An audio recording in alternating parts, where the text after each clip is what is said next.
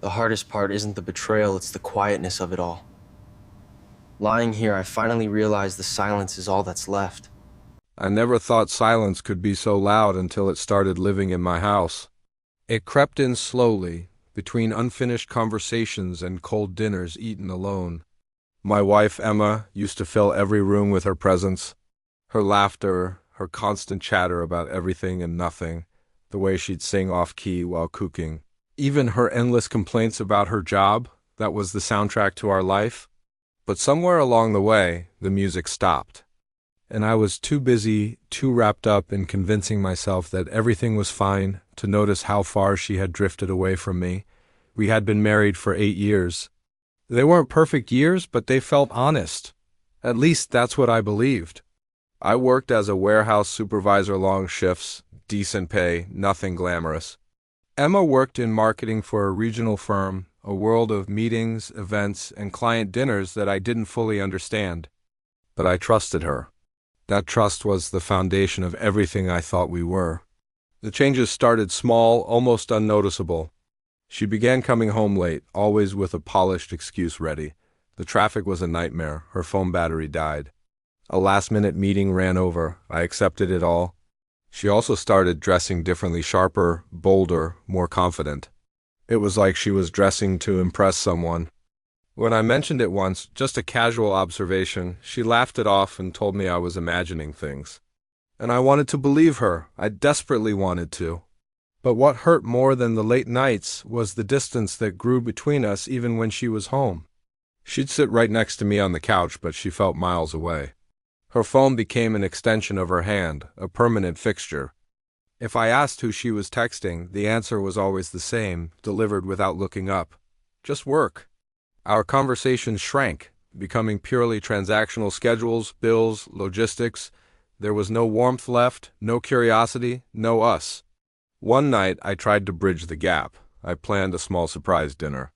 Nothing fancy, just her favorite pasta and a movie she loved. I wanted to see her smile, to feel connected again.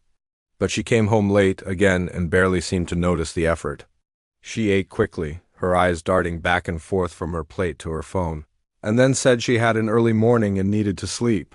That night, lying in bed next to her, a cold dread washed over me. I wasn't angry yet, I was terrified. I realized something was terribly, fundamentally wrong with our marriage. The truth didn't come from a dramatic confrontation or a gut-wrenching confession. It came to me by accident. One afternoon, Emma forgot her tablet at home. It was charging on the kitchen counter when a message popped up on the screen.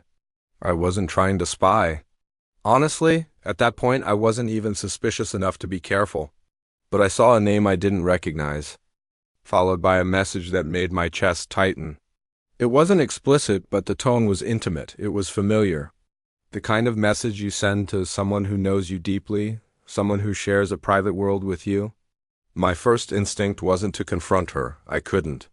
I needed time to process this new reality, the possibility that the woman I loved, the woman I shared my life with, was living a secret life I knew nothing about. For the next week, I became an unwilling detective in my own home. I started noticing everything I had been subconsciously ignoring for months.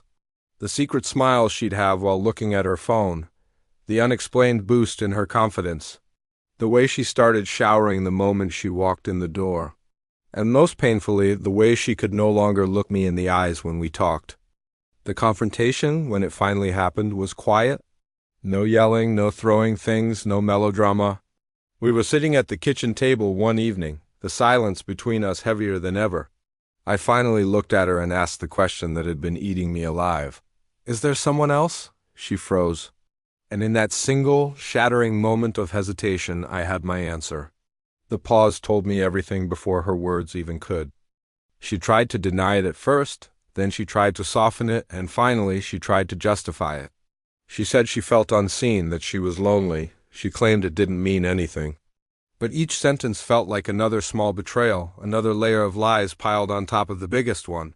I cut through it all with one last question. "Do you love him?" She couldn't answer.